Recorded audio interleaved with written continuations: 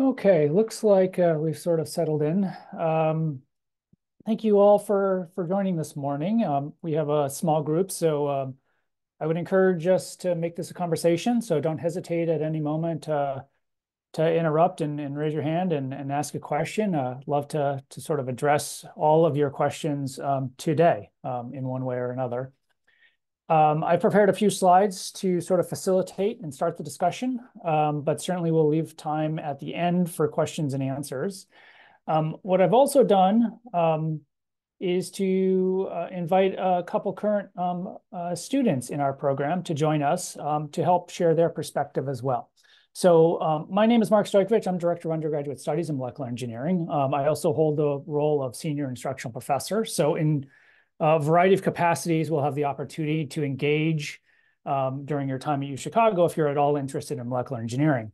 I teach a number of the intro courses in molecular engineering, as well as the design courses at the end, and we'll talk about a little bit about what our curriculum entails. So hopefully those will become familiar to you as we go. But I also work with our students in all sorts of different advising roles. As I'm doing today, I meet with folks that are interested in molecular engineering and sort of curious about what it entails and want to learn more, all the way through our upper class students who are thinking about what to do as engineers once they leave the university and how to use the skill sets that they've gained.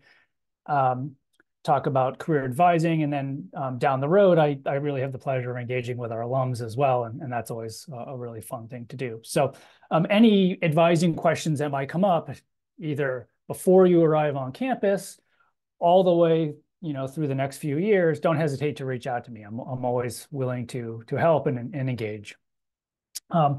As I said, I've invited a couple current students, couple rising fourth-year students to join us today. Alex Holtzman, Gabrielle Solomoshi, and Manuela Pinheiro have joined us, and they will be jumping in at various moments to prevent a few of the different topics and to help me answer questions. So, if there are questions that are best addressed to the students, let us know, and I'm sure they would be happy to provide their perspective to you all.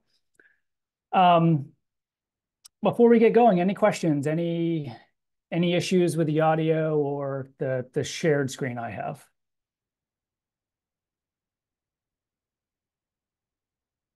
Okay. If not, I want to note that I have listed my email address down here at the bottom. So feel free to reach out to me, as I said, at any time after this meeting with questions and sort of seeking clarity on any of these points. So with that, I'm going to get started. I'm going to start with a little bit of history about molecular engineering at UChicago. We're a relatively new program on campus. With the undergraduate program launched in 2016, for many years, engineering was actively dissuaded on campus, but it's become a really significant part of what we offer here at UChicago. It's sort of an exciting opportunity because it sits at that interface between science and many of the ways in which science interacts with society. And we really focus here at molecular engineering on bringing science to applications and technology that is of great benefit to society. We've developed an undergraduate curriculum that serves that mission. And our first undergraduate degrees were granted in June of 2018 with 13 students graduating. And over the past several years, we've continued to grow the program to the point where this past June, just a few months ago, we had 59 students graduate with BS degrees in engineering. And we're very proud of how our program and how our students have grown as a result. And we'll talk about some of these aspects, the curriculum aspect, the students, and ways in which as a student in molecular engineering, you can engage with our community, with research, with careers in engineering. So we'll touch upon many of these highlights here as we go. As I said, engineering sort of sits at this interface between science and society.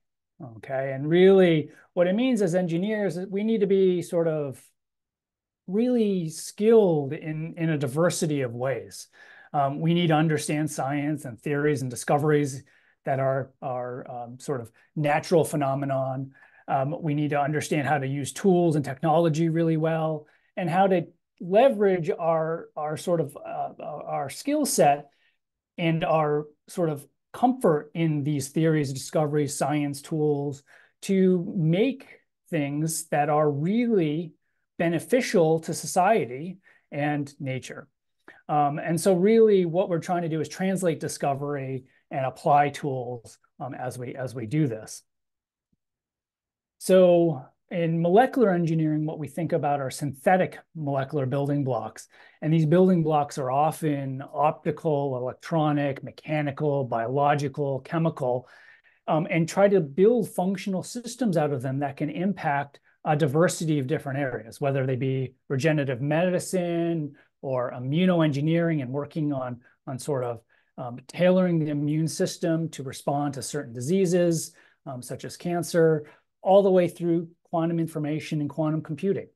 And really, we have faculty working in all of these areas, and our curriculum provides an introduction and a starting point into these different spaces with opportunities to go deeper, as I will highlight.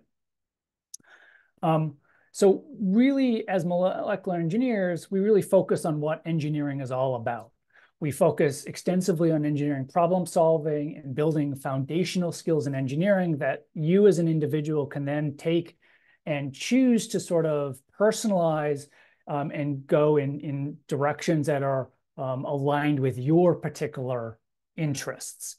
So we are really focused on providing skill sets that are highly translatable, that allow you opportunities to personalize your study. We provide themes that are sort of aligned with strengths in the PME. These are strengths in bioengineering, in chemical engineering, and materials, and in quantum engineering, and then allow you to go deeper and sort of choose your own pathway through those themes. Okay, so really the curriculum we have is quite unique to UChicago, but really translates very well for the future. And really, it's a future that you decide upon. So what I'm going to emphasize today is, those various aspects. Okay. I do want to sort of emphasize those themes once again before I jump into the curriculum. If we look at our faculty, and we have somewhere between 40 and 45 faculty in molecular engineering at this point, but they are roughly aligned with three primary themes of research. There's a materials theme, which is sometimes titled chemical engineering theme, but it's really focused on a diversity of ways in which you can use materials for either sustainability through energy or water, all the way through materials for health and topics like drug delivery and how drugs interface with the human body. There's a theme focused on immunoengineering. This is a theme, again, that's got a sort of a range of different activities, but spans from thinking about sort of stem cells and sort of the interface of individual cells with materials in the human body through sort of mechanisms to study individual cells and developing tools that enable you to do this type of work. And then there's a quantum theme that is really sort of a broad theme as well, that's focused on understanding how quantum mechanics can enable a whole range of new information technologies. But quantum in this context is itself quite broad.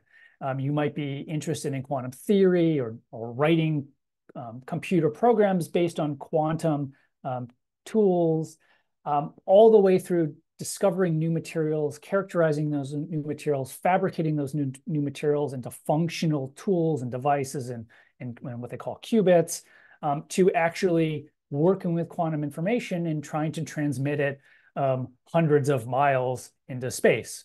all using quantum phenomena as its foundation.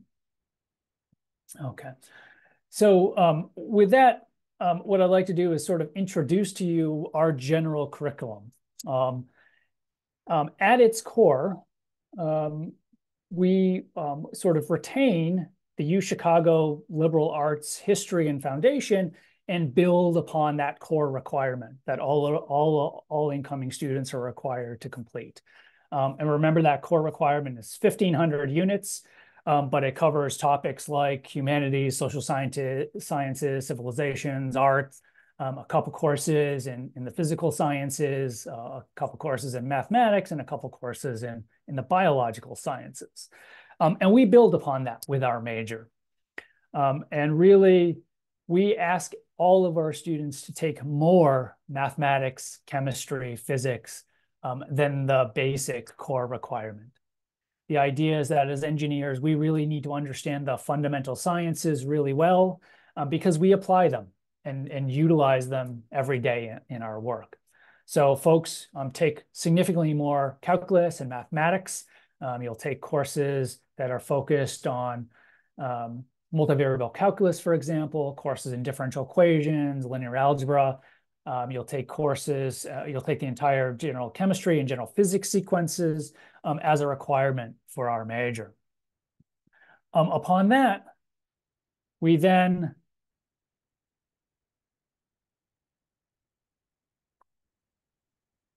build a foundation of molecular engineering courses. And all of our majors take 7 courses.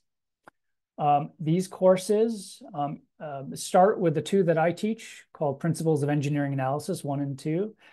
These courses are focused on engineering problem solving, understanding how to build simple models that describe complex situations.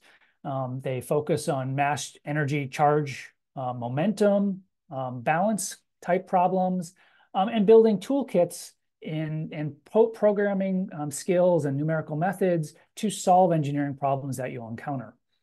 So really foundational tools that you will utilize as you move forward.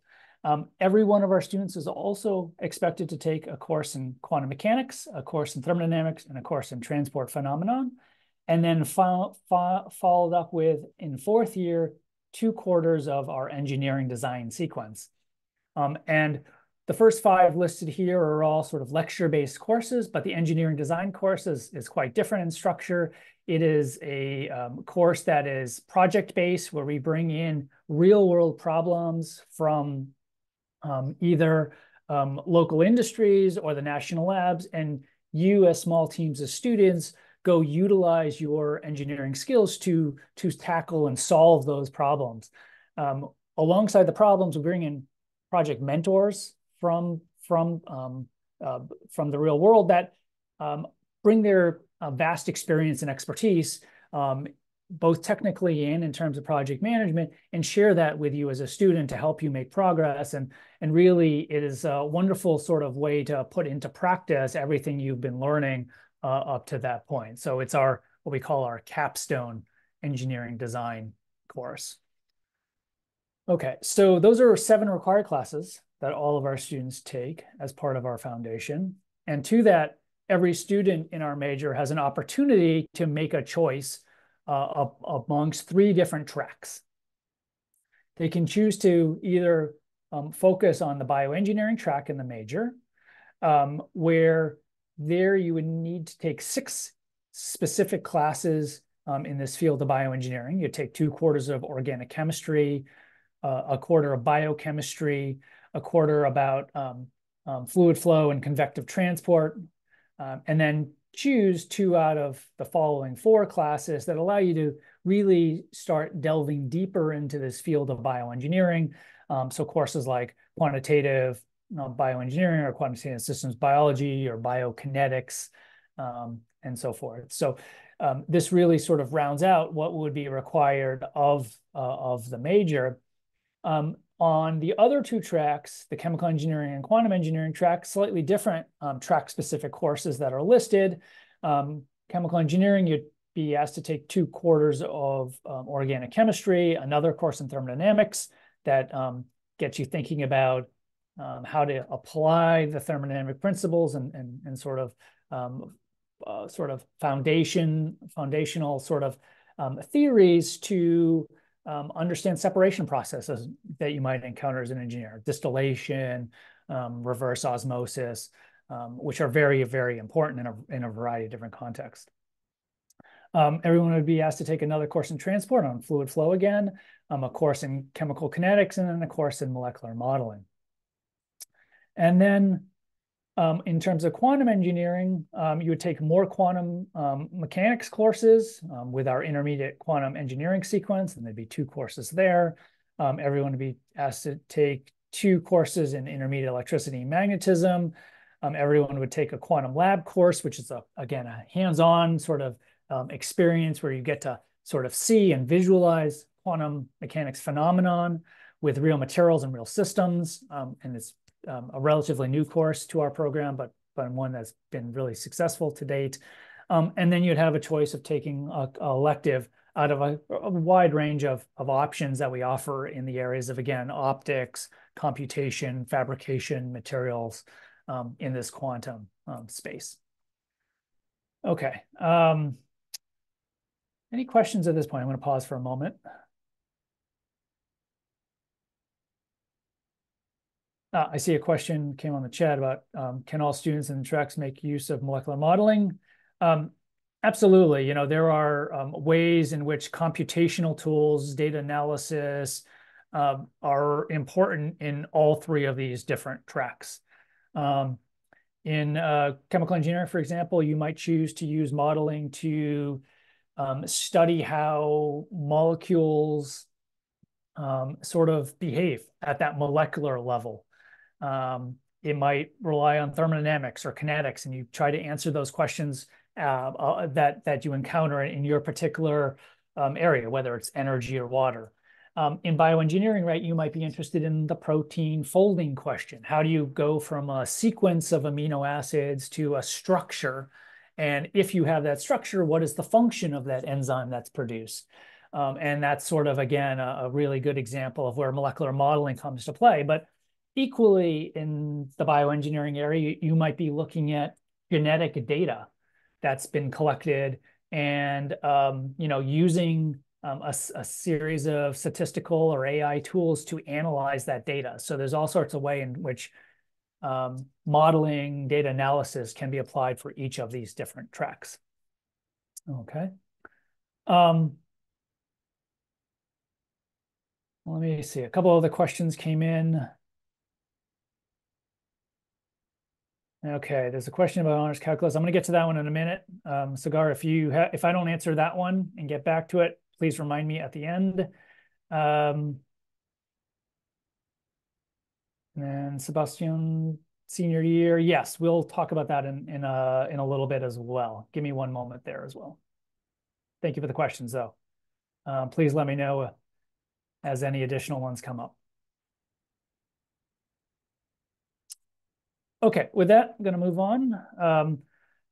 One thing I do want to highlight to all students is that the college catalog is the document that provides sort of the list of all of the requirements and opportunities for undergraduates in the college.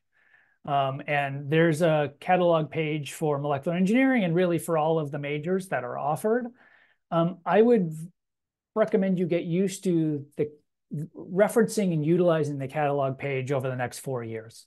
A real source of information that really provides all of the details you need about our program.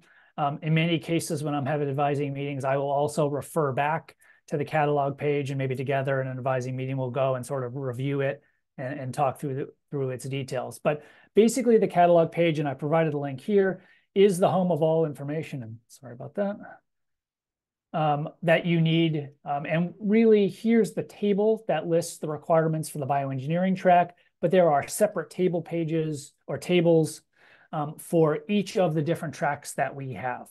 Okay, so for example, those foundational courses that we talked about required of all our majors, 211 through 219 are listed, 2 courses in organic chemistry, biochemistry, molecular transport, and then the electives. All of those are listed.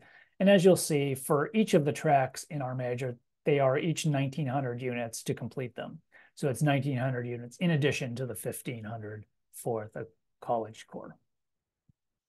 In it, on that catalog page, you will also find some sample 4-year plans. And there are sample 4-year plans for each of the tracks within our major. I want to emphasize the word sample here. These are just one of many different pathways that you as a student could choose to pursue to complete the major. Okay, so while there are a variety of different options shown, these are not the only options and only pass through our major. You should think about what plan and path works best for you, and if necessary, create one that's tailored to your needs and goals. Okay, so I do want to emphasize that up front. But here's a fairly typical pathway for our students. Students that are placed in 183, for example, in first year can choose to take math starting 183 and proceeding through the 180 sequence in first year. In parallel, they can take general chemistry and general physics, all 3 quarters in first year. And then in addition, they would be recommended to take Hume as that core sequence in 4th year. And this sequence of 4 classes each quarter for the first year is going to be a very challenging pathway, but certainly one that positions you very well for in 2nd year, starting in Ming courses with 211 in autumn quarter. At that point, once you've started in 211, you follow our foundation sequence by continuing to 212, 213, 214 in 2nd year. In 2nd year, you would be recommended to sort of finish out your math requirements, perhaps with 186 or an alternative, depending on track. You would perhaps be, you would have the option to take some track-specific classes. In this case, we've sort of listed organic chemistry here. You might start in the biology requirement in spring quarter here with molecular and cellular biology, 20186. But to get to this point where in 2nd year you're doing all of this, you should aim to complete the general chemistry, general physics, and at least math 184 by the start of autumn quarter. Okay, that preparation is what's needed to be successful in our Meng courses listed here in 2nd year. Once you've sort of completed this 2nd year plan, you move into more track-specific classes in 3rd year. Okay, you would, of course, finish out the biology sequence listed here with genetics, but you'd move into 215, which is focused on transport. On bioengineering, you'd take transport 2 here with 242, which is a track-specific class, and you'd be recommended to take some Meng electives that are, again, track-specific. In 4th year, all you would need to do on this trajectory is complete our engineering design course to satisfy the major requirements. So these are our 2 quarters of engineering design. But you'd have a lot of scheduling flexibility in 4th year to go deeper. You could take electives, okay, that are in this bioengineering space or immunoengineering space. And I'll show you what we also have created in terms of specialized minors that help do this in a focused way. And those are great options for a 4th year plan where you have this scheduling flexibility. Okay. But this is one of many plans. Okay. And so I want to highlight some alternatives here. Here is an alternative 4-year plan on the bioengineering track. And here's a plan structured at a starting point of math 151. So if you've been taking the math placement exam and you've received a placement in the Calc 1, this might be a good plan for you to think about as a starting point. But in this case, the suggestion would be to take math 151, 152, and then move into the math 180 sequence, starting with 183 in spring quarter. Suggestion would be to take general chemistry sequence, and then to take biology and perhaps, to definitely take the Hume sequence, and then perhaps take the biology starting point here in spring. In second year, the idea would be to finish the math requirements, take general physics, finish out biology, and maybe start taking a few track-specific classes if your schedule allows, alongside with making progress towards the core requirements, setting yourself up at the end of second year to start in Meng 211 in autumn of third year. And in this case, third and fourth years will be primarily focused on your Meng coursework, making progress to your Meng degree by going through the foundational sequence here in third year, again, going 211 through 214. And then in fourth year, focusing on those track-specific classes, right, that round out the major, okay? So this is a really good plan. This is a plan taken and pursued by a good number of our students every year. I would say easily a third of our students sort of follow this trajectory. And one that we also really highly recommend and will position you well for the future. Again, it has lots of flexibility in terms of how you specify things. As an example, on the bioengineering track, perhaps, if you want to take organic chemistry here, not in third year, but in second year, that should also work for most students. So you have some flexibility in terms of the scheduling. Both of these plans as listed are on the catalog page, okay? And we have plans that are laid out for quantum engineering. Here's an example starting in 151 as well, that basically goes math, physics, general physics, Hume, biology in first year, finishing out math, chemistry in second year, and starting in Meng, coursework with 211 in autumn of third year. So this, again, is a great trajectory for quantum. It depends a little bit on your starting point in math and your placement there, and really how you want to structure your first and second years in the program. Okay, I'm going to pause there for a second. Any questions about sort of trajectories to the major, four-year plans, et cetera?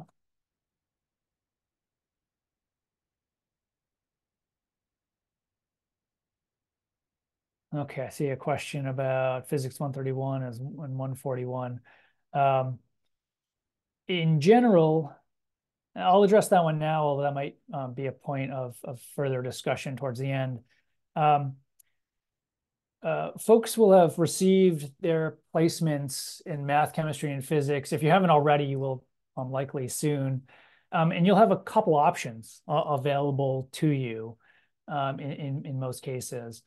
The honors general chemistry and general physics sequences are a choice you have to make. And really either would prepare you, the regular or the honor sequence would prepare you well for the Meng courses to come.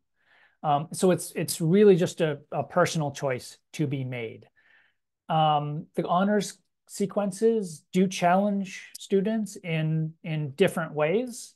They do tend to be quite challenging, regardless of sort of your prior background. I would, in general, not advise students take both honors chemistry and honors physics. And if you have that option, you might choose one honor sequence if that's what you want to do. But in general, it's not a necessity to take the honors sequences in general chemistry, general physics. Dara, did that answer your question?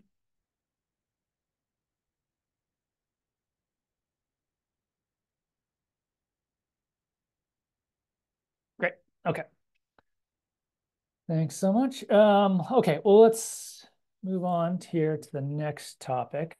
And this really relates to my general advice for registering for first year classes.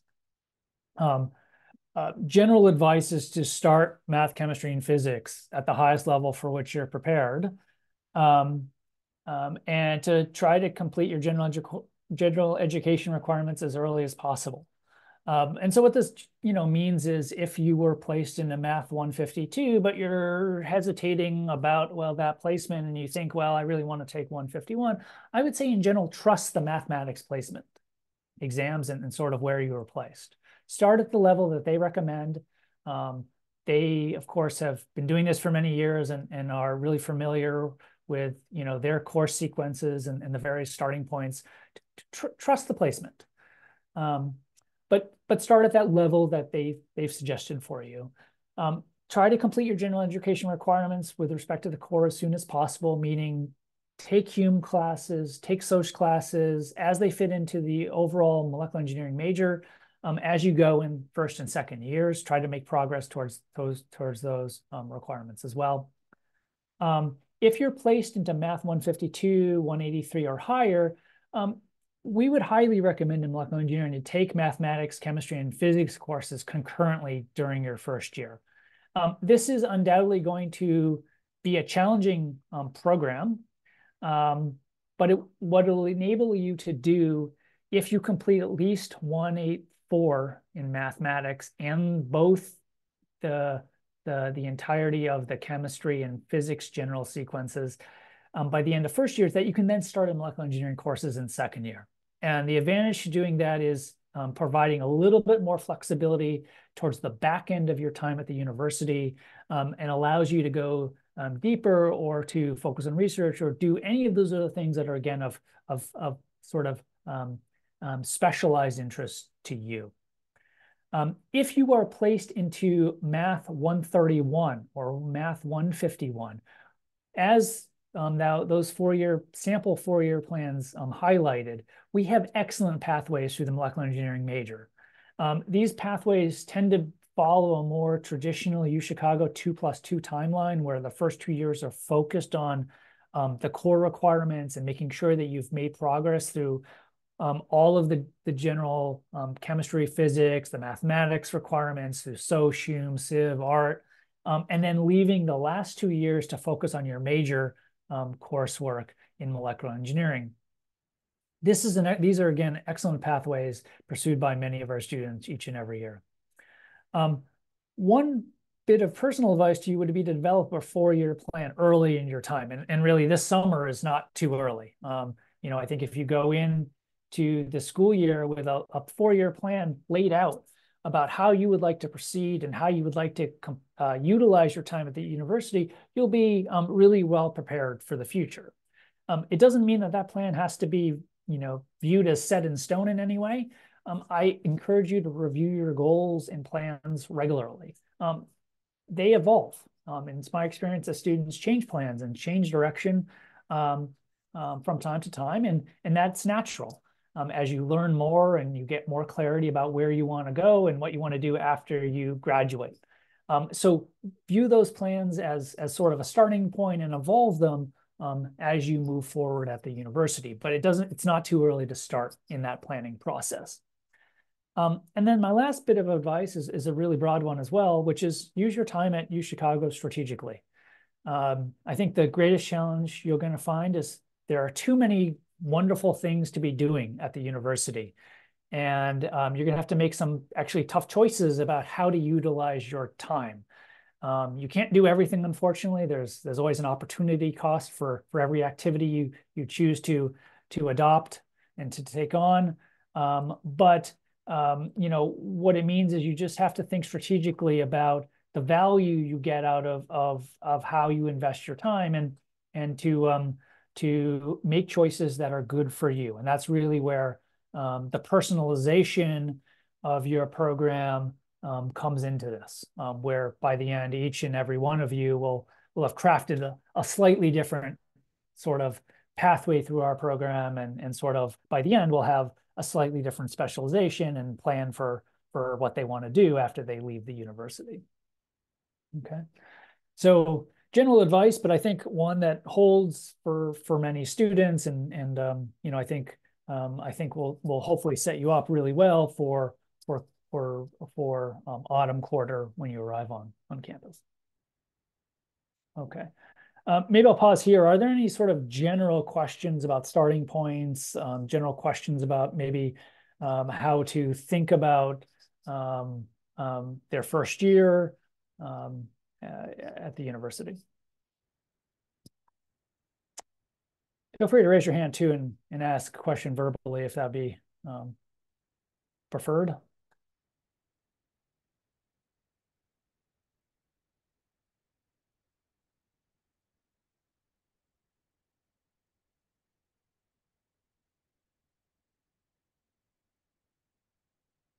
Okay, I don't see any more at this moment, so I'm going to continue on. Oh, question just came in. Okay.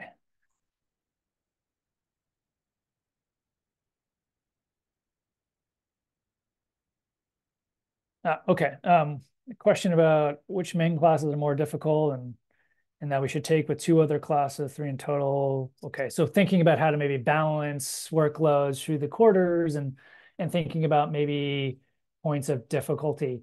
Um, and this is a little bit of a difficult question in that every student is slightly different and every course is received by you um, in a different way, but in general, second year, let me start with first year. First year poses its own unique challenges at the university.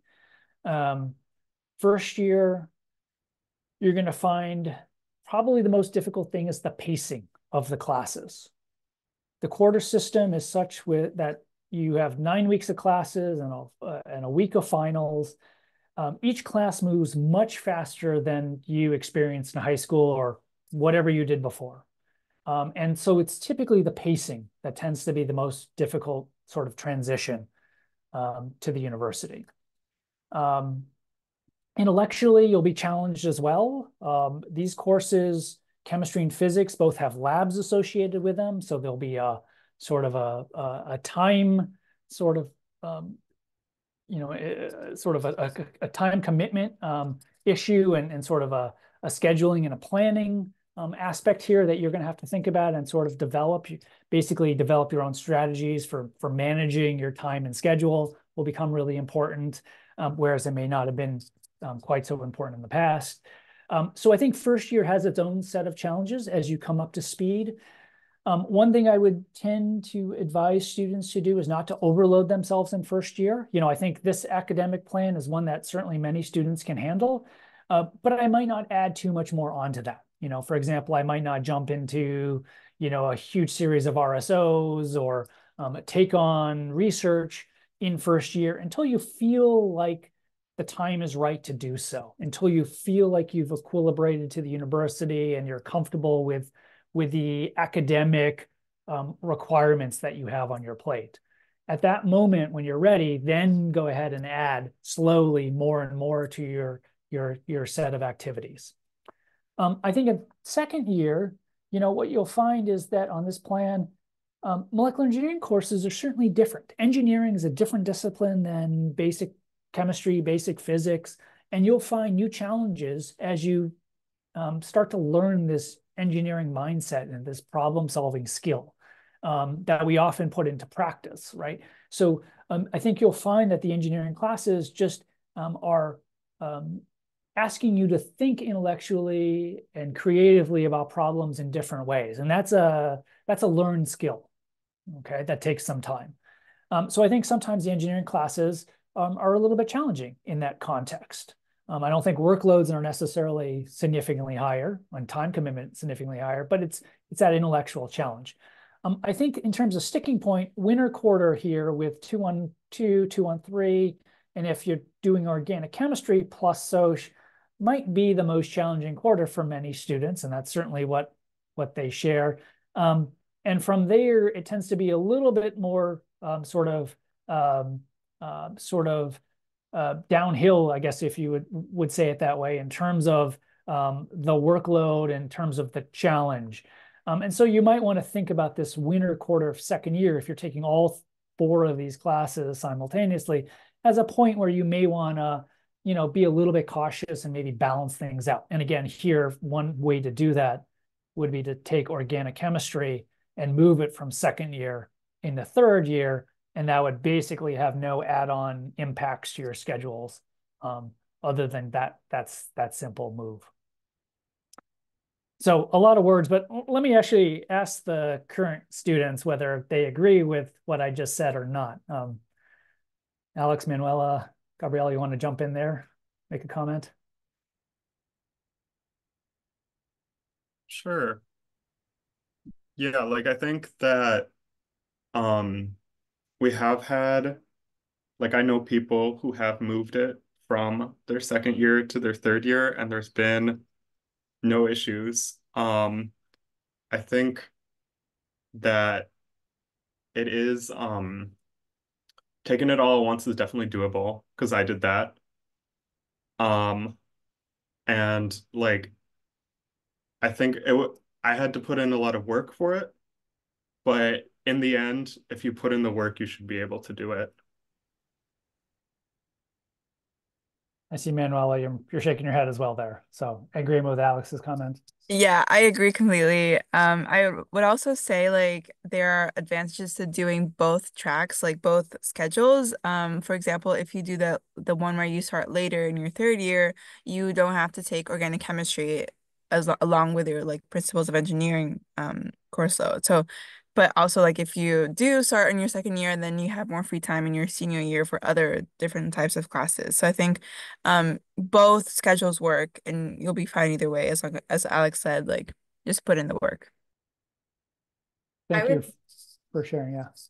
I agree completely with what Manuela and Alex have shared. I just wanted to add that when planning classes, um, or organic chemistry is offered like throughout the like as a sequence, same with Soc, which many students opt to take their second year, but is definitely not what all students do. So when planning around classes, sometimes it is easier to move around main classes as opposed to those sequence classes that continue throughout the year. I have heard of some students starting a sequence and then finishing it a different year, but that like logistically can be a little challenging getting back into the swing of things. Um, so I would just like to add, it's definitely doable, that winter of second year with that thing, but that plus the weather, it can be probably the roughest main quarter, but it does get a lot better after that. Um, but manageable. That's what I want to stress as well, right? That really it's possible to do that and very manageable. What about the comments I made about first year? Given that many of the students that we're talking to today are incoming first year students and probably have that to worry about first. Were the challenges I laid out maybe reasonable and sort of what they should expect about pacing and thinking about time management? Um, Absolutely. The one thing that I'd like to add from a student's experience is first year after autumn quarter and winter quarter, spring quarter, I felt very burnt out. After all of those, taking math, chem, and physics at the same time. Um, so spring quarter, I opted to take 3 classes as opposed to 4, taking math, chem, and physics. Um, my spring quarter of my first year, which was definitely the right decision for me. But a lot of people elect to take 3 classes in the autumn to adjust and have that adjustment period because the quarter system um, does go by very quickly. And you'll figure out what's right for you as things go along, and don't ever feel like worried about dropping a class. People drop classes all the time within that add drop period.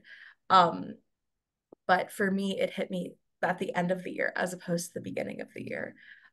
So all experiences are going to be different in terms of adjustments.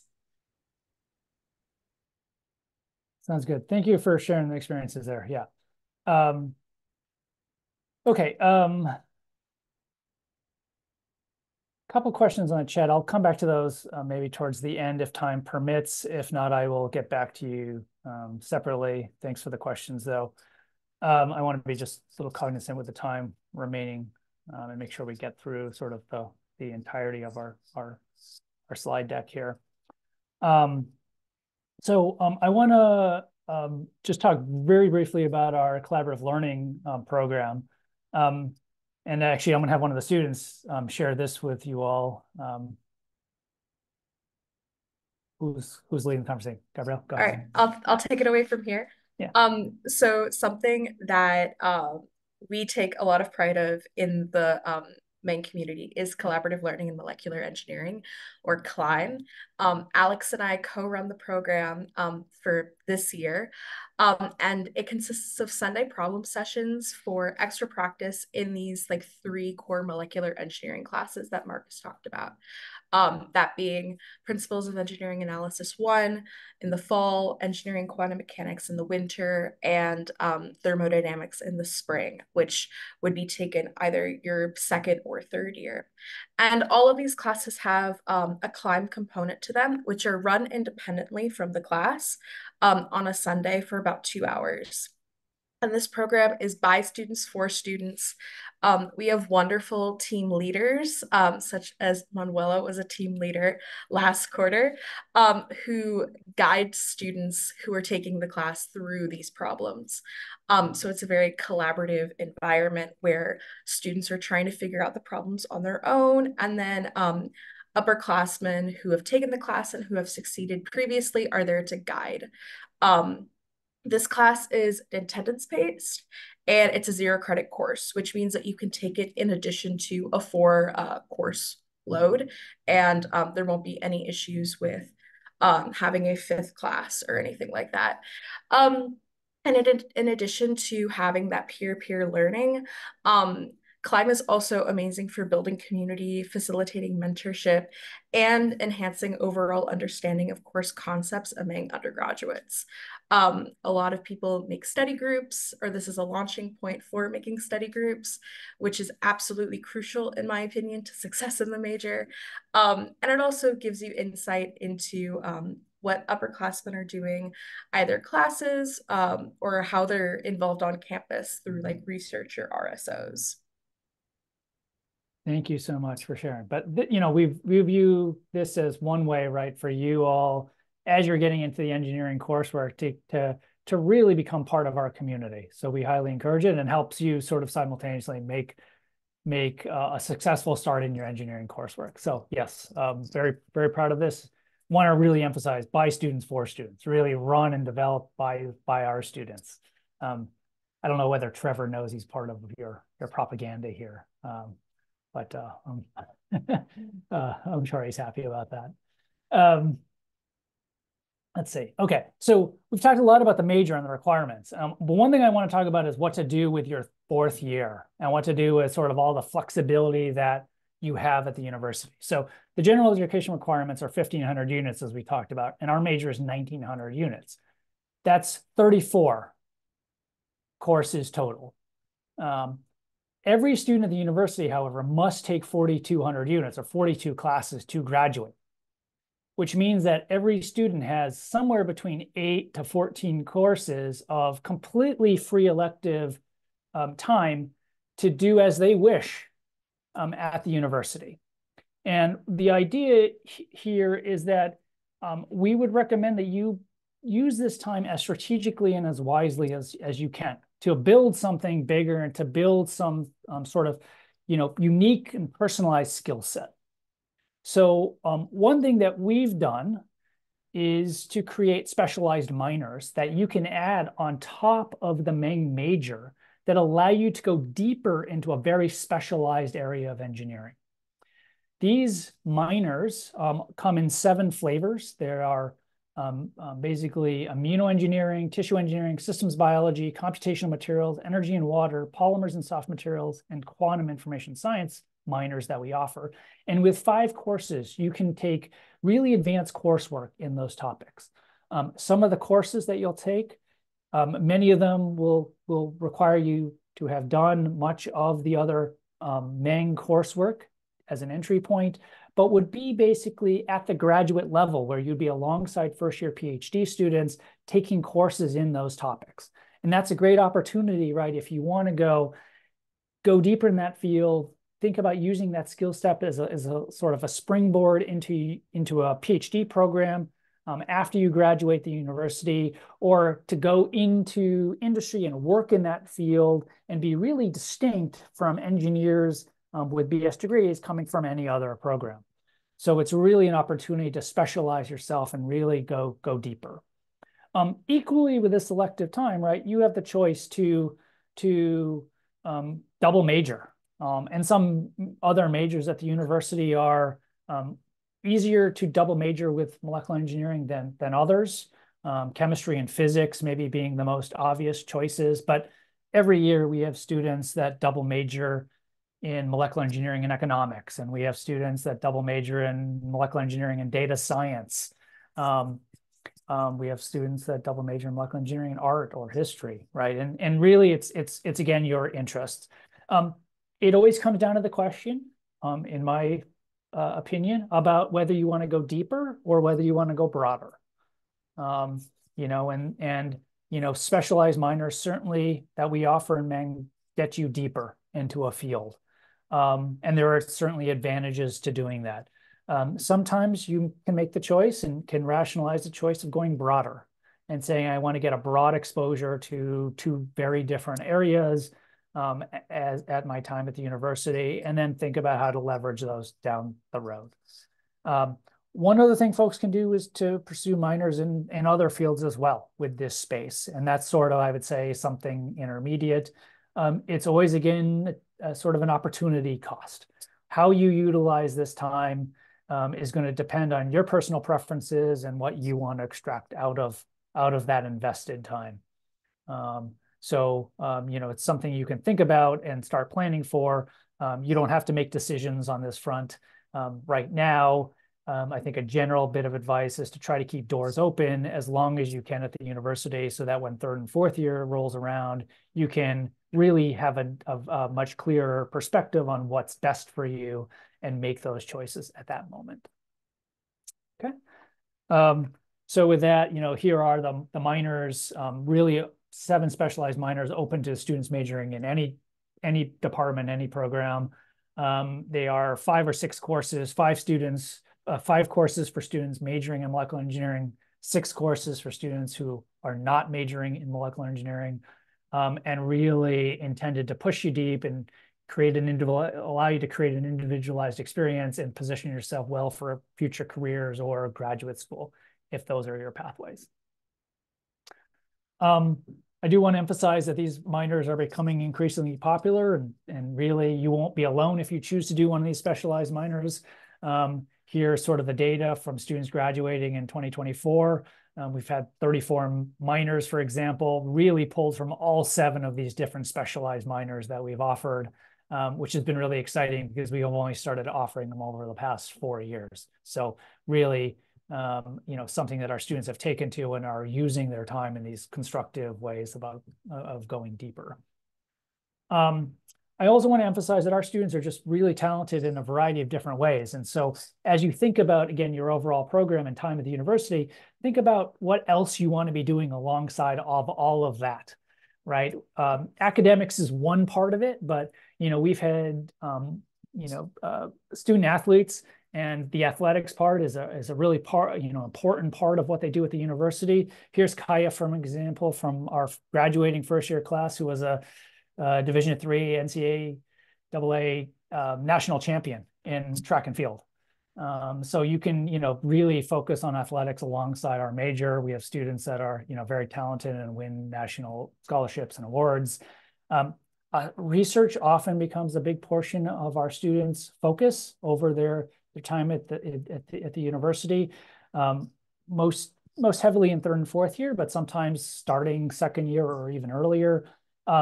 Here are a few papers published by undergraduates in our program based on the research they've been doing in the PME and on campus. Research is an important part of what we advise students to do, and allows you to again put into practice those engineering skills that you are learning.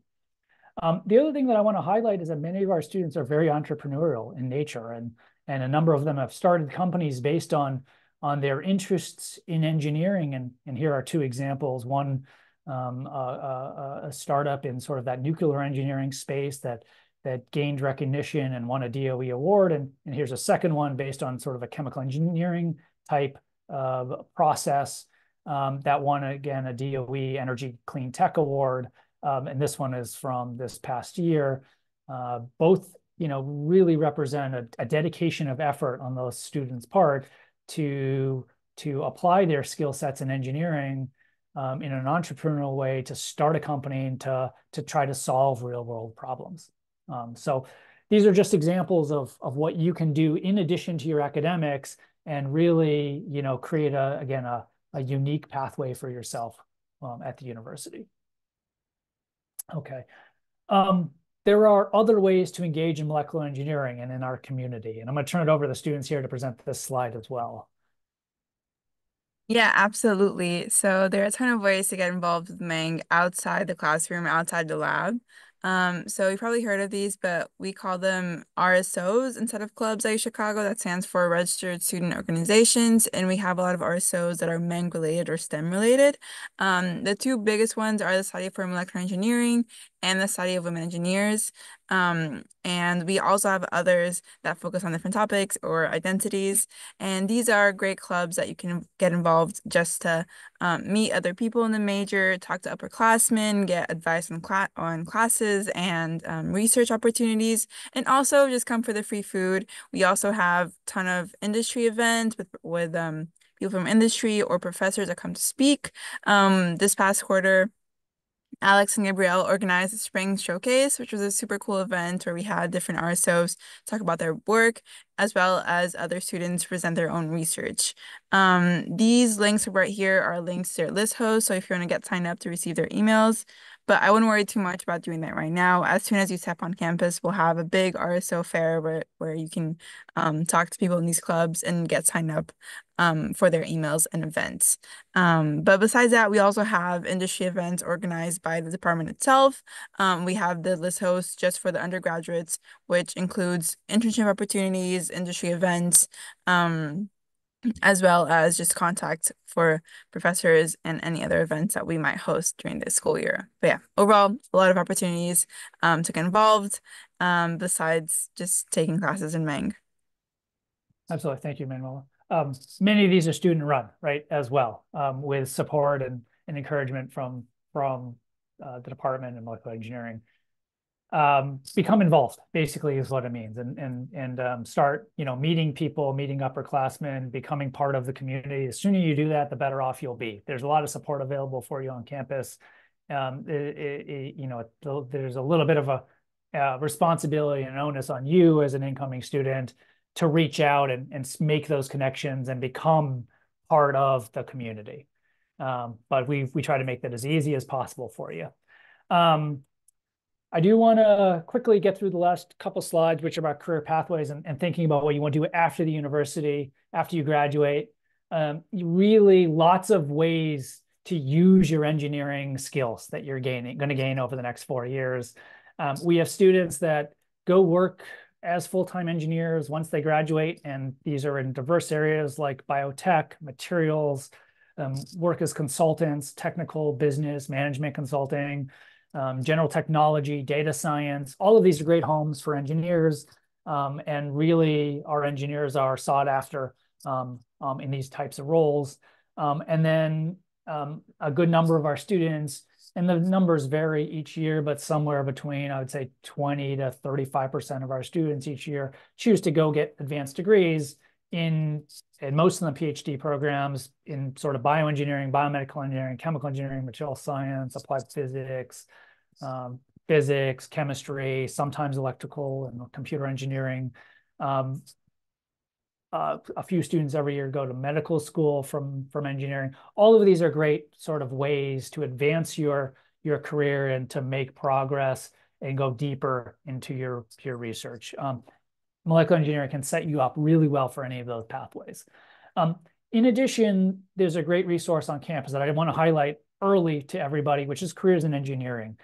This is part of the college career advancement office. We have 2 dedicated directors that really engage with our students, Brittany and Mary, who are there as a resource to help you as you start thinking about finding your role after you graduate the university.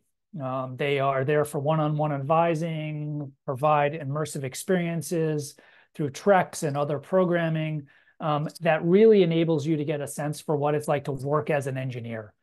For example, this is sort of a couple of the sort of the programming that they had on offer last academic year including career exploration weeks and winter treks, which are sort of travel to locations and companies at these different places that are focused on particular topics, lab tours, career forums, and recruiting forums where they bring in outside employers that are actually seeking you for internships and full-time employment, and so forth.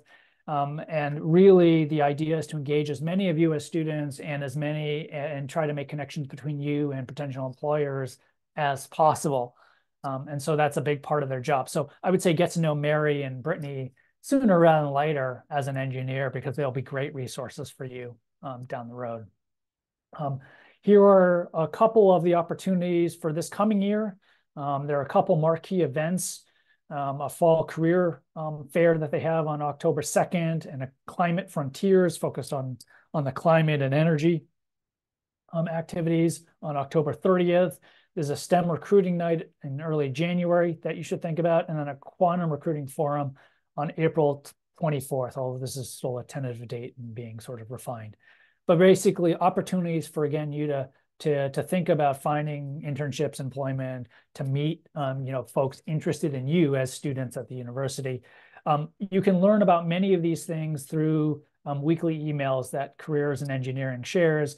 Be sure to sign up for those things and really become, again, engaged in this sort of pipeline of information and resources. And then the last thing I want to highlight here is Engineering Fellows. And this is another program and opportunity for you all to become engaged in our engineering community. This is a 4-year pre-professional program where we provide mentorship and some technical and soft skill training that will set you up really well for the future as you think about how to work and find employment as an engineer. It's open to all students interested in engineering. We have dedicated program through immersion sessions focused on engineering both on and off campus with employers and alumni to provide sort of their expert insight on professional development topics, their career development workshops that they run. And then I think maybe the most important thing is small group mentoring that's provided by 3rd and 4th year, such as our students here today, that really provides a great contact, a great mentorship resource for you as students as you start to progress through our major and through your time at the university and think about how to translate that to the future. So look out for a call to join Engineering Fellows in the coming months, and think about ways again to engage in our broader community. I'm going to pause there. I see the time. I've run a little long. I think we've answered some questions already. I think there's some other good ones that we could ask and answer. But I'm going to basically sort of pause here with my contact information. If there are specific questions that you have and would like to know more about, don't hesitate to reach out to me. Email is sort of the best route. I'm going to stick around for the next several minutes to answer individual questions. Are there any maybe broad ones before I do that? Oh, and I see current students have answered some of the questions on chat, which has been very helpful. Thank you for doing that. Any broad ones? Manuela, Gabriel, Alex, any broad ones that you've seen that I think I should address to the whole audience? I think there's one about starting in Chem 111 versus 101, and like preparedness for that class. Okay. And then also about taking like Ming 241, 242, and 243 during senior year, which to answer that is possible. I have friends who did that. But those are, and I think there was also one about registering for classes that I see. I see. Okay. Yeah, so I'll take the easier one first, which is Ming 241, 242, 243, and we'll add 244 on that. You can take all 4 of those in 4th year if that's your plan. That should certainly work. One thing I will highlight is that we offer our Ming courses once per year only at this point. So think about the quarters in which they're offered and build that into your plan. If you miss it in a certain year, you're going to have to wait a full year to take it again. We also don't offer any courses in Meng over the summer. So there's really no opportunities. At least at this point, things might change in future years, of course. But at this point, nothing in Meng is offered over summer. I will note that there are a couple summer courses that you might think about between first and second year as you think about your first year schedules. General physics, if you don't take physics in first year, might be an opportunity in summer to take it and sort of catch up and get back sort of on a different track for second year. The other class that tends to be offered over summer is Math 184. And Math 184 over summer may be an opportunity to start in Math 151 in autumn, go 151, 152, 183, and then take Math 184 in summer and sort of get back on a math trajectory that allows you to take Meng courses in second year.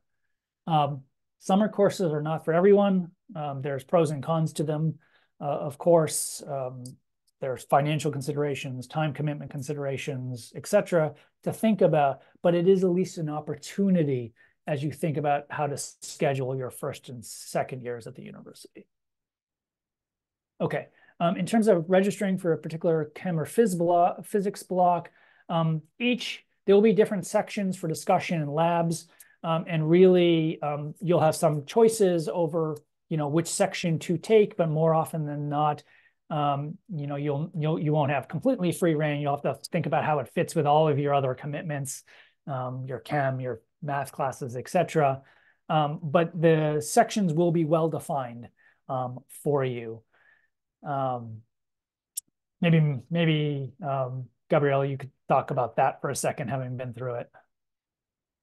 About like sections and Yeah, stuff. like how you choose sections and what the choices are. Yeah. So with pre-registration, you don't choose a section for a particular lab or discussion, but you do choose if you would take Gen Chem at 9:30 versus 10:30, if that's an option. However, they populate the lab sections and discussions based on your availability and also their availability based off of how they structure it. So for instance, if you have a Hume class that meets Tuesday, Thursdays in the afternoon, you won't be placed into a lab section. That's Tuesday, Thursday afternoon. Since as first years, you're required to take Hume your first year. And it can be a little tricky sometimes getting a lab section that works in your schedule sometimes.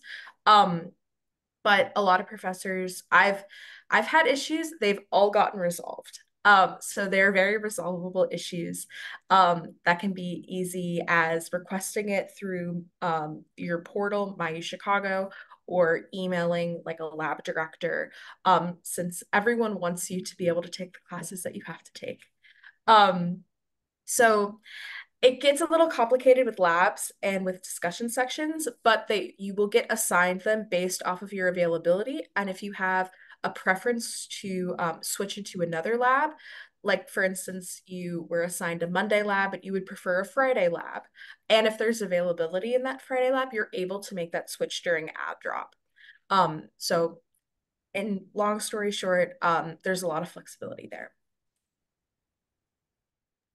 And just to add on real quick, um, like Gabrielle said, you can typically switch, and what I've found is that I've never had problems with switching. If you keep your eye on it, everyone's trying to switch at some point or another, so it's kind of like you just pay attention to what's going on in ad drop, and there should be a slot that opens up for you. Great, thank you. Being just respectful of folks' time, let's end the conversation there. I want to thank all the incoming first-year students for joining us today. I'm going to stick around. Perhaps some of the current fourth years can stick around for a few minutes as well. Happy to talk to you individually and sort of address more questions if needed. But for the rest of you, thank you. Hopefully we'll see you on campus here soon. Please, be sure to reach out and become part of the community if that's part of your plans. So yeah, thank you. Have a good day.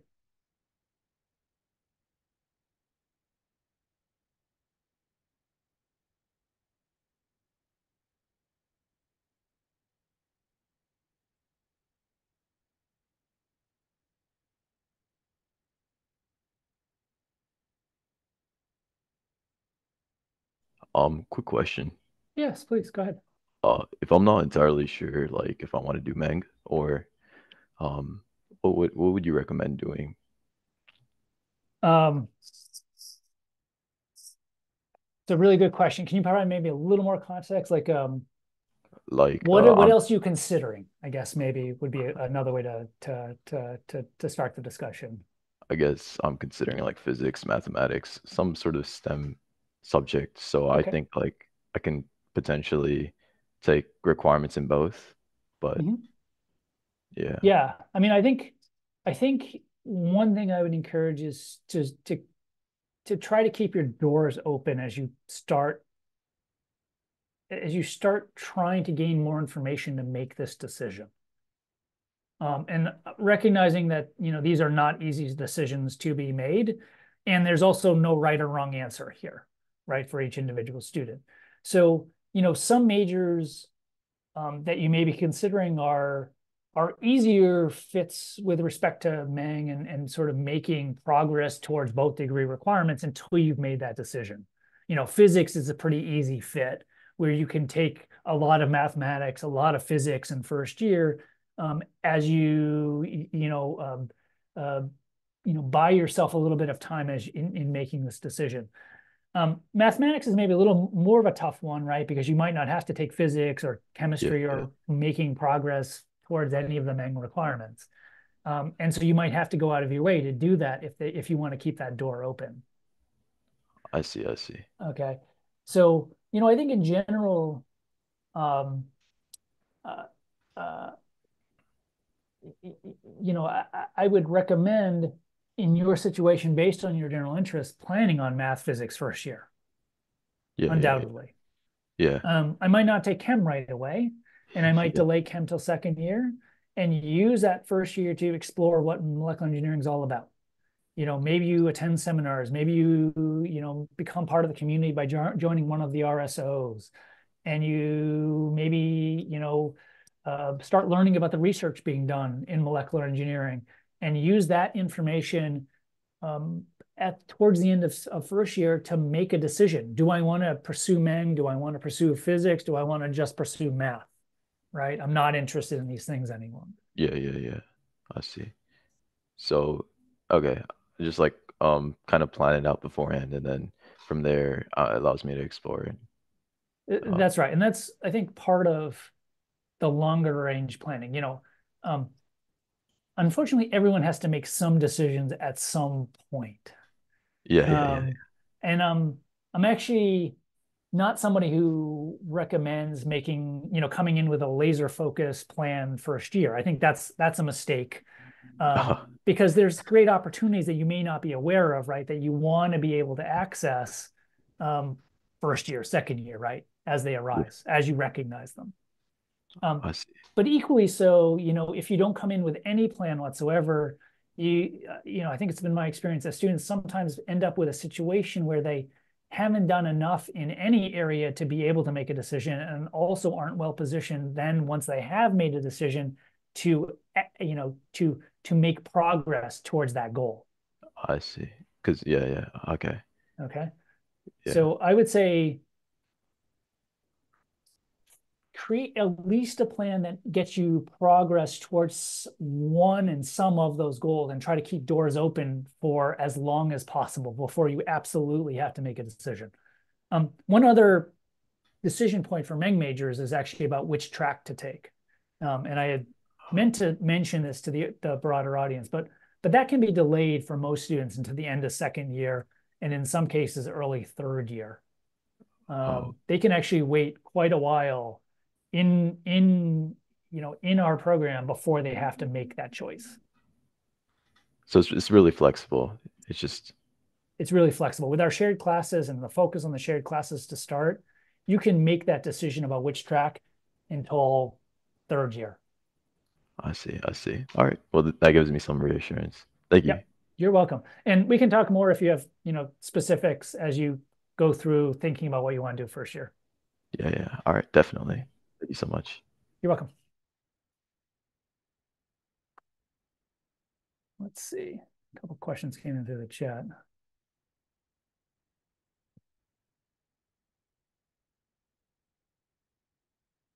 There's a question about consulting and McKinsey and general. Um, Actually, engineers are in high demand in consulting areas, frankly, more so than maybe other majors, because of the analytical, the problem-solving skill set that you gain as an engineer.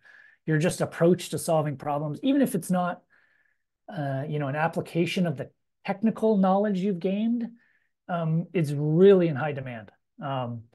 Engineers are really good at preparing the case studies and a lot of, preparing for the interviews and the rigorous interviews that consultants go through before securing employment at these types of consulting firms.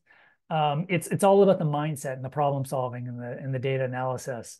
And really, our engineers have found homes in those fields if they want to go those routes solely on the basis of their engineering skills and really no other specialized preparations. So if that's what you want to do, I would say engineering is a great path for it. And again, you don't really have to do anything to go out of your way to access that area.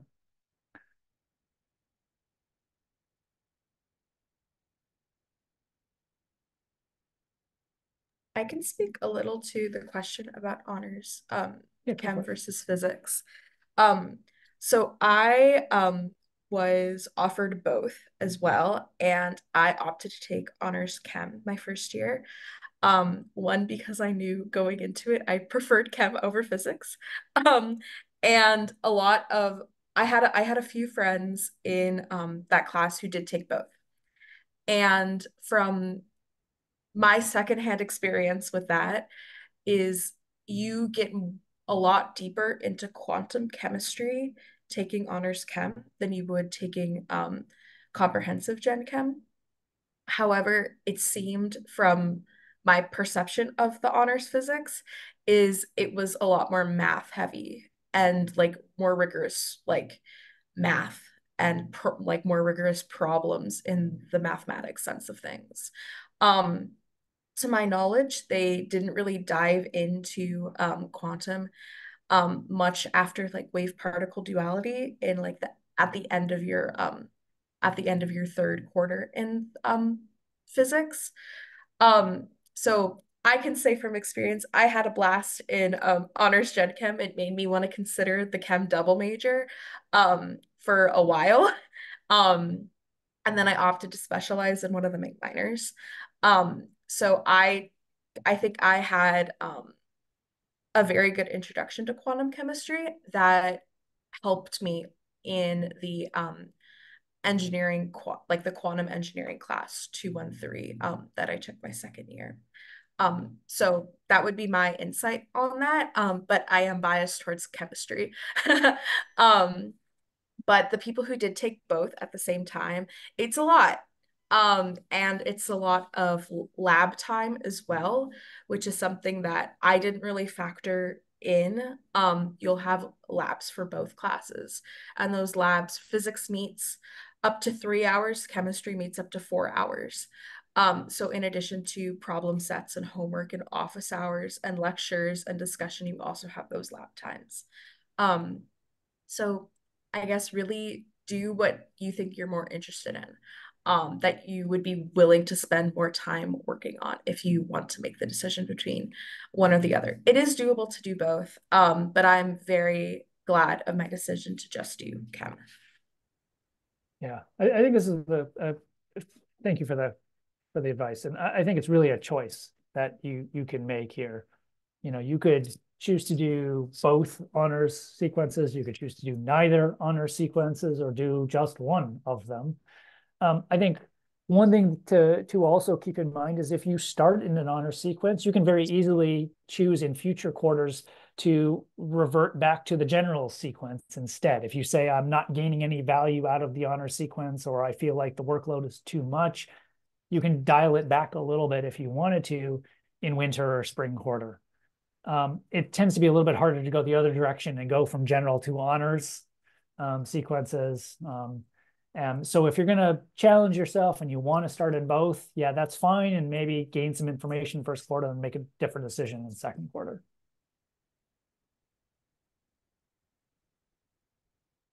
Thank you for that. You're welcome.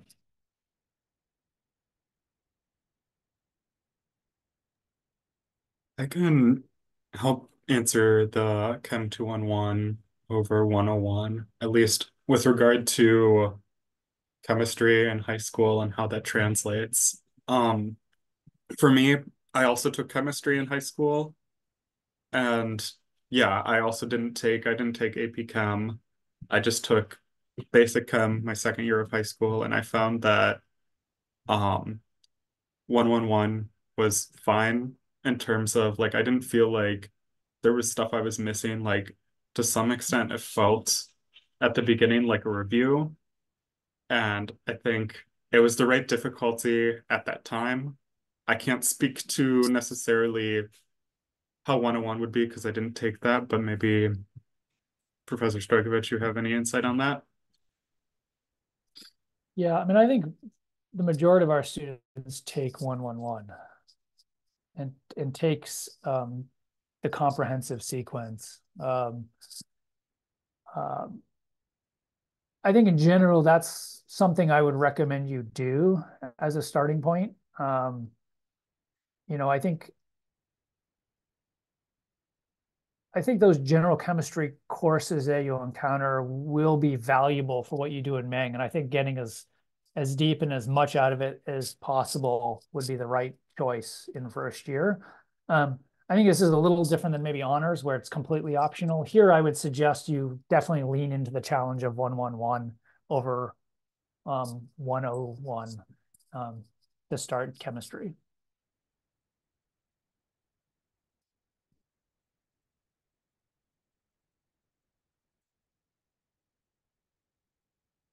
Very welcome. Any other questions?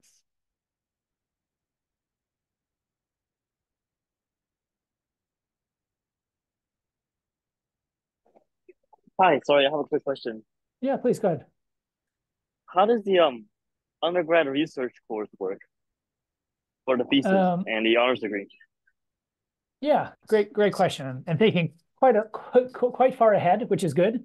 So we do have a course for which you can receive 100 units of credit for doing research, and that is what the university calls a reading and research course or an R&R course.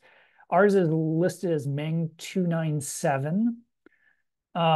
Basically, you sign up for 100 units of credit to do research with the research advisor with whom you've already been working or have made arrangements to work with in terms of enjoying their lab. You can take Meng 297 at any point in third or fourth year without issue. Um, uh, it is for quality letter grade, meaning you'll get an A, B, C, depending on your performance in it. But it's an opportunity to carve out into your schedule some time to dedicate to your research activities. It counts as 100 units to your quarterly requirement. Um, it's quite straightforward, and many of our students take Meng 297 at some point. Meng 297 is a requirement for the honors thesis in receiving special honors in molecular engineering at graduation. In addition, students who are pursuing the thesis, the honors thesis, must maintain a GPA of 3.0 and above and write and orally defend their thesis to a small committee of faculty ahead of graduation. It's a great way to culminate all of your research activities and present your work to a broader audience. And so really, I think it's a great way to sort of, celebrate all of the research activities that you've been doing at UChicago, and hopefully a fairly low, additional commitment to accomplish that goal. So every year we have a good number of students that pursue honors thesis to sort of highlight their research activities. Thank you. That helped a lot. You're welcome. Yep. Plenty of flexibility in third, fourth year to build that into part of your plans.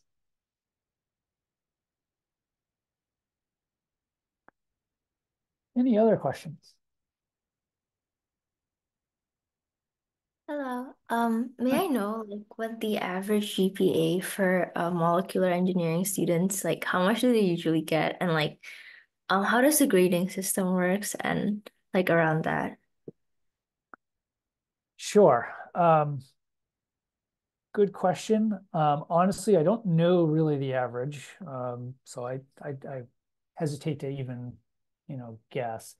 Um, I would maybe I'll ask you a question first. Why are you worried about the GPA? Maybe I can So I address that question. oh right. So I'm actually enrolled like in a full scholarship program where it's required to have like a minimum GPA of like 3.25. So I was wondering if that's possible. Certainly possible. Absolutely. You know, if I had to take just a stab in the dark about average GPA, I would say our average GPA is probably closer to 3.6, sort of in that range. 3.5, 3.7, somewhere in there. But I'd say probably close to 3.6, maybe even a little higher. Um, I I would encourage you to focus on challenging yourself while at the university and invest the time in your academics to make sure that you are doing well in your classes and getting getting valuable experience out of them. And I think, to be honest, if you're always worried about GPA, then you don't challenge yourself quite enough and try to, push yourself to learn challenging topics, which is why you're at the University of Chicago, frankly. So if you're always worried about GPA, I would say, that's probably a little bit of a mistake here. It's okay to get a B. It's okay to get C's sometimes as well. Um, um, uh, so I think it's okay to be thinking about GPA, but don't let it become the be all end all of what you do in your decision making process. Okay. Um, Going back to the broader question, GPA of 3.6 definitely, or 3.25 definitely achievable. Vast majority of our students have GPAs above that. I don't think you should have any concerns on that front. Right. Okay, thank you. I'm going to ask Gabrielle just to reconfirm that what I said is fair and sort of accurate perception of what students experience. Frankly, I would give like if I had to pull a number out of thin air, I would probably lean more on like a 3.5. Um, but like definitely average like a GPA over a 3.25 is definitely 100% achievable. Um, from people that I've talked to about the honors thesis and meeting that 3.0 requirement, that is not the concern that people have. Um, the concern is defending or writing up the actual thesis defense. Um, but I would say that your GPA ebbs and flows a little bit, and that's okay. Your first year classes will matter a lot more in GPA than like subsequent years, and that's just because you've taken fewer classes. Um, and I would have to say for main classes, most main classes curve up, which is very nice. And sometimes that grace is not always given in other majors. Um, oh, just which isn't something like Professor Stoykovich said, shouldn't be the main reason of choosing a major or not choosing a major, based off of, oh, am I gonna have a point two higher GPA versus another one. But I think that like as it ebbs and flows, I will definitely say I have overall had a very positive trajectory. My GPA was a lot lower than I would have liked it to be after my first year, and that's because I did hit a couple of Bs and B minuses along the way. Um, but a lot of that, I think there's a learning curve in just getting adjusted to how do I study for how do I study for a class at UChicago? How do I study for a math or a physics or a chem and then a Meng class? And with that learning curve also comes, I think, an overall increase in GPA as as we go on. But there are some people who have like 3.9s, so definitely achievable to have a very, very high GPA. But yeah, 3.6, I guess 3.5, 3.6 seems very reasonable. Um, but yeah, sorry for the very long answer in confirming No, your I comment. appreciate that context, and I think I'm sure um, the students do as well. I think what I would say is that the GPA you ultimately graduate with too will not limit you in terms of your future opportunities. We have students going into really top tier PhD programs sort of across the distribution of GPAs. A 3.5, 3.6 GPA should not limit you in terms of getting into PhD programs in any way. And we have students going all over the place as a result. In terms of careers, if you want to work in industry, GPA is even less important, frankly. And there'll be a great home for you once you graduate, no matter what. Okay, thank you. You're welcome.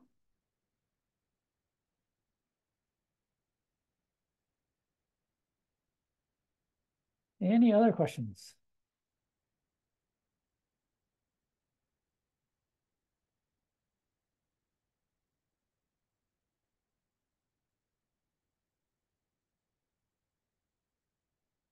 Well, I don't see any I think others. there's a hand up, but I'm not sure if that's from a previous question.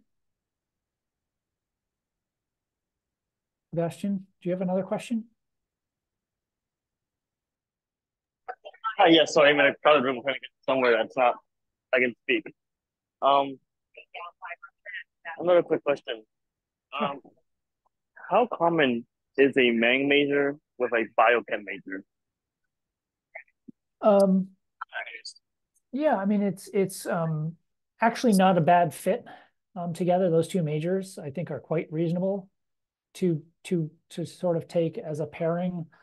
I think actually biochem has a lot of parallels to chemistry as a major as well. So, biochem Meng, chem Meng, I think are both very doable. We've had students do it, I think, each and every year. I think it's a most common pairing with the chemistry or sort of our chemical engineering or our bioengineering tracks because of the overlap with organic chemistry, which double counts to both majors. On bioengineering, you'd have to take biochemistry for both majors. So, I think maybe biochem and bioengineering track of the Meng major have the most overlap and probably would be the easiest to fit into your schedule. But that would certainly work. We've had students that, when you double major, you tend to lean one way or the other in terms of focus. We've had some students that lean molecular engineering while still doing the biochem double. And we had some other students that lean biochemistry while double majoring in molecular engineering. We've also had students that start biochem, and this has sort of been a trend over the last couple of years, who start in biochem without any thought to molecular engineering and then move into molecular engineering in third and fourth year, and done so with great success, and really are finding that molecular engineering is a better fit for them, and using that as their plans for the future. I think it's always better when double majoring to come in with a really clear vision of what you want to accomplish, build a 4-year plan to make sure it all fits together, and start making progress on that sort of path in first year, if at all possible. So I think, as you're doing now, thinking about, is this the right thing for me? Probably a really, really smart choice.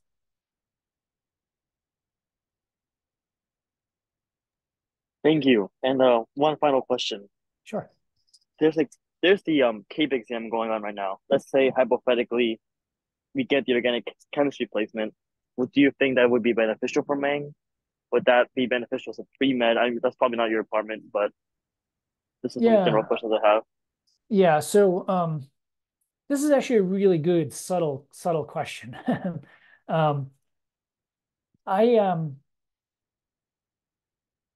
So the CAPE exam, if you successfully complete it and get an advanced placement into organic chemistry, can be beneficial. If you're majoring in molecular engineering only, it's a little less obvious that it's a huge benefit to you because you'd be required to take advanced chemistry classes beyond organic chemistry, right? Organic chemistry does not satisfy the chemistry version of advanced coursework. And it might require you to go deeper into chemistry when you don't really want to, when you don't need to. However, if you're planning to double major in chemistry and molecular engineering or biochemistry and molecular engineering, and you're planning to do advanced coursework in chemistry anyways, then taking the CAPE exam and seeking an advanced placement certainly makes a lot more sense.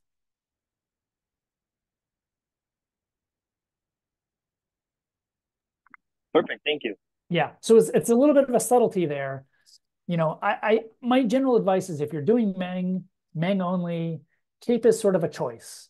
And I would certainly never change your plans in engineering and get pulled into chemistry classes that you don't want to be taking because of it. Okay. Yeah. Let me know how the CAPE exam goes for you and if you have any questions, depending on the placement you receive. I will. Thank you. You're welcome.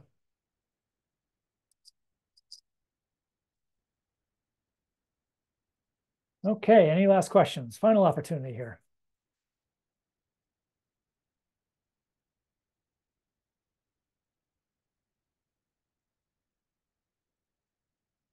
Okay, I think we're good for today. Thank you all. I really appreciate it. See you on campus here soon. I'm gonna shut it down. Thank you. Bye. Okay, bye. Thank you.